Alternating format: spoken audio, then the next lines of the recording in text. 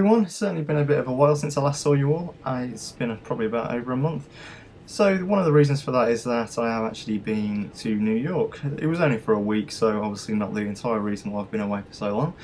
This is just a quick video just showing you the landing into Heathrow.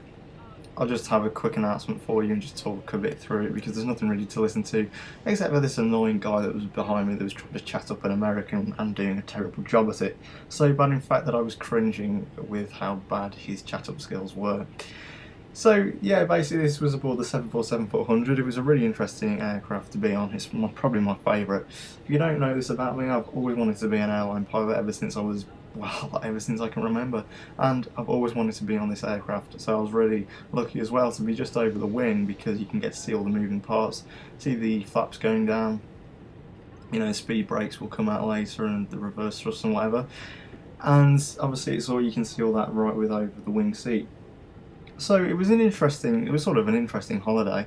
It wasn't for me, I have to say, it wasn't for me. New York was a little bit way too crowded. It wasn't just tourists, I mean this was like, the place was just full of tourists. I didn't even see many Americans, to be honest with you. And for me it just wasn't for me. It was very humid, too hot. I like more colder climates. Completely packed. I didn't think it was going to be as intense as what it was basically, but there you go.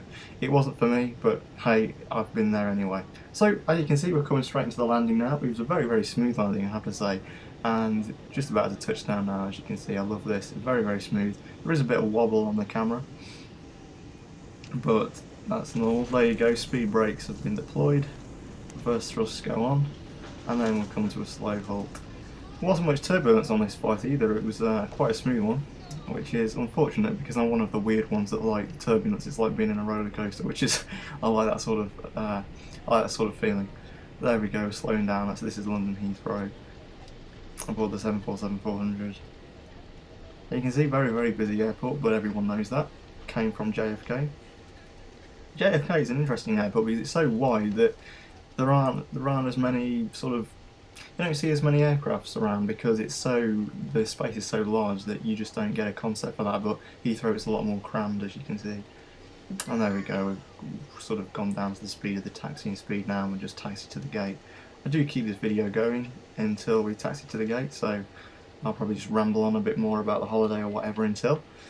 Since it was, you know, it was a week that I went out, well actually 6 days, it was 6 days that I went out for. I originally planned to go to Connecticut as well, but unfortunately some things came up.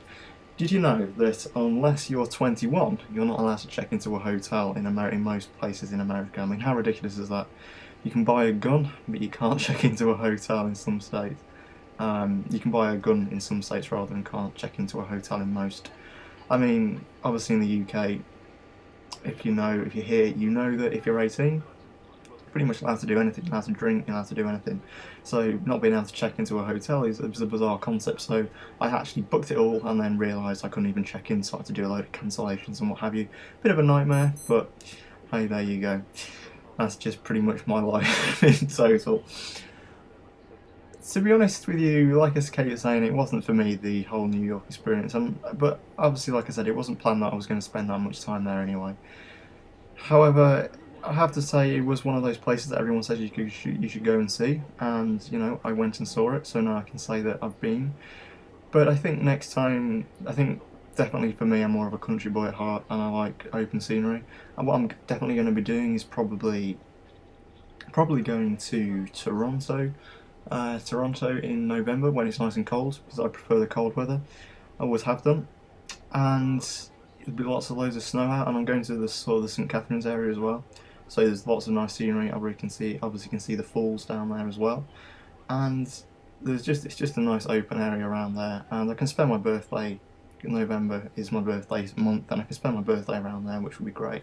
And I think I'll enjoy that a lot more than this holiday, the one I just had a week ago. It was exactly a week ago since I landed and this video was taken. Sorry about the black bars, everyone. It was taken in portrait, and it was only until after I made the video that I realised I should have taken it in a landscape. But hey, it's better than nothing, I guess. And that is pretty much that. When it comes to the gate, it was quite a long time taxiing, it didn't feel it at the time.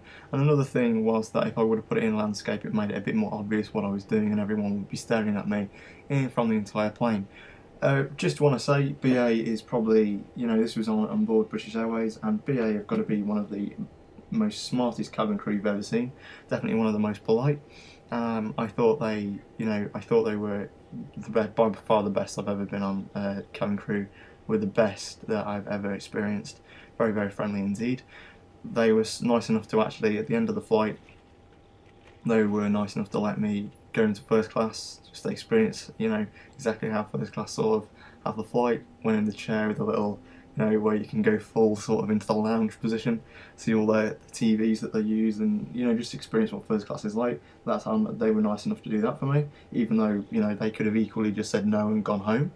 And another thing they allowed me to do at the end of the flight was go into the flight deck and just see what the 747-400 looks like inside.